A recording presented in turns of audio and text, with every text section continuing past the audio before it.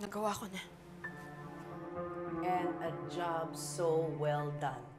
Alam mo, bibigyan kita ng standing ovation at unlimited applause for doing so well. Anak ka talaga namin ni Carlos, no? Dahil lahat napapabilib mo sa brilliance ng acting mo. Sinunod ko lang naman yung gusto mo eh. And you did it with flying colors. Mami, wala na akong mukhang iharap. Mabuti pa mawala na lang ako. Mabuti pa mawala na nga lang ako. Oh no. Zoe, wait. You stop crying. Walang mangyayari sa kakangawa mo. Anong gagawin ko? Hindi mo ba nakita? I lost everything. Sa tingin mo, hindi ako apektado? I am furious na nabuking tayo. Pero hindi ako susuko. Wala na tayong magagawa. Wala na tayong magagawa. You want to cry and whine? Go ahead. But don't do it in front of me. You do it in front of them. Ipakita mo sa lahat na biktima ka lang ng sitwasyon. Pag ginawa ko yun, di lalo nila malalaman lahat. Eh di malaman nila. Doon naman papunta yun, di ba? Ikaw na rin nagsabi, wala na tayong magagawa. Pero ikaw, may magagawa ka para manatili ka pa rin isang tanyag. At mangyayari lang yun kapag hindi ka na etsapweras sa buhay ni Robert. Mami, wala na akong pakialam sa plano mo. All I want to do right now is fix my relationship with Dad.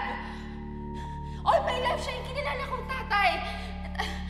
Ayoko mawala siya sa akin. Then you do as I say.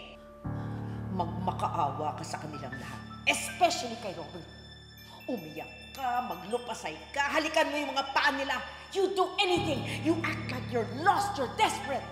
Eh kung mahulog ka kaya sa hagdanan, oo, magpakasagasa ka, anything like that. Napapaliw ko na ba?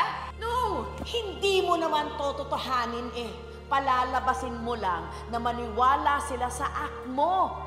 Palabasin mo na linoko ka lang ng mami mo. Ako nang bahala sa mga detalye. Mahal ka ni Robert. Sariling anak ang turing niya sa'yo. Kapag nagawa mo yon, you will not only save my plan, but you will still be part of Robert's life. Good job, anak. Pero hindi ako masaya sa ginawa ko. Lalo ko lang dinagdagan yung kasalanan ko eh. Kaya lang naman ako nag-agree sa plano mo kasi ayoko mawala si Daddy sa buhay ko. Well, at least napatunayan mo na mahal ka talaga ng daddy mo. Oo. Pero that doesn't change the fact na hindi niya ako anak. At sa mata ng mga tao, hindi ako tanyag.